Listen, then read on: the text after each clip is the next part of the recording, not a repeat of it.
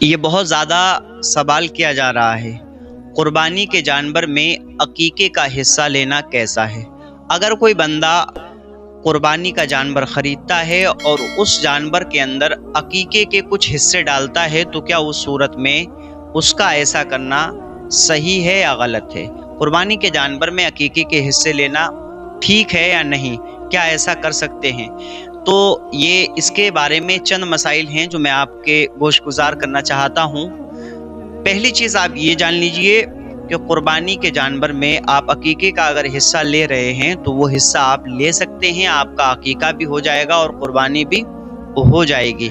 یہاں پر سمجھنے کی بات یہ ہے کہ مثال کے طور پہ آپ نے ایک جانور خریدا، آپ نے ایک بھینس خریدی جس کے اندر 7 حصے ہوتے ہیں۔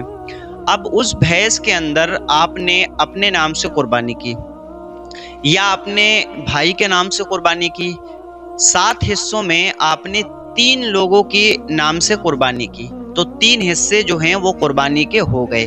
باقی اس میں کئی حصے بچے ہیں؟ 4، کیونکہ 7 حصے ہوتے ہیں، 3 قربانی کے ہو گئے، 4 حصے ابھی اس کے اندر باقی ہیں۔ اب اگر آپ یہ چاہتے ہیں کہ کوئی عقیقے کا حصہ اس کے اندر ڈالیں تو شریعت نے عقیقے کا جو طریقہ رکھا ہے وہ یہ ہے کہ اگر آپ کا بیٹا ہے، آپ اس کے لیے عقیقہ کر رہے ہیں تو آپ 2 بکری یا 2 بکرے لیں، ٹھیک ہے، تب اس کا عقیقہ کریں گے۔ اور بیٹی ہے تو اس کے لیے 1 بکرا یا 1 بکری لیں، تب اس کا عقیقہ آپ کریں گے۔ اب آپ کے پاس جو جانور ہے اس میں 3 حصے آپ نے قربانی کے لے لیے، 4 حصے بچے، تو اگر آپ کے پاس اب بیٹے ہیں تو 2 بیٹوں کے 2 حصے اس جانور کے اندر آپ عقیقے کے لے سکتے ہیں، یعنی 2 بیٹے ہیں تو 1 بیٹے کے 2 حصے، دوسرے بیٹے کے 2 حصے، یہ 4 حصے آپ کے پورے ہو جائیں گے۔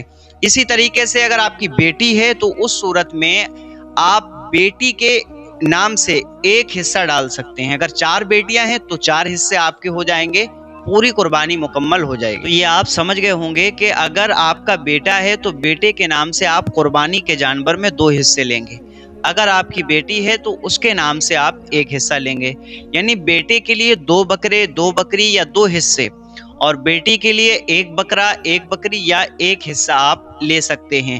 اب اگر قربانی کے جانور میں آپ بیٹی کے لیے حصہ لے رہے ہیں تو 3 قربانی کے حصے آپ نے ڈالے، اب 1 جو ہے بیٹی کا حصہ ڈال لیجئے۔ اسی طریقے سے اگر آپ کے پاس 2 بیٹیاں ہیں تو 2 حصے ڈال لیجئے، اگر 4 ہیں تو 4 حصے آپ ڈال لیجئے اور 7 حصے وہ پورے ہو جائیں گے۔